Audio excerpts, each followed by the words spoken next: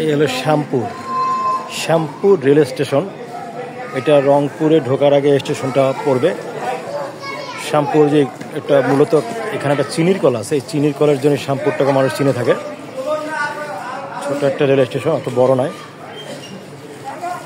খুব নিরিবিলি এবং ছোট একটা জায়গা দেখে বোঝা যাচ্ছে। খুব একটা উন্নত নয়, মানুষ চিনির কলটার জন্যই এই শ্যামপুরটাকে আসতে হয়। এবং এটি রংপুর বিভাগের মধ্যে অবস্থিত একটি জায়গা। রংপুর স্টেশন থেকে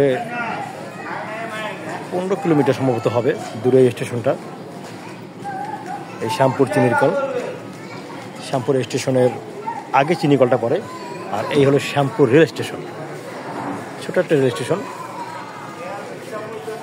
শ্যামপুর।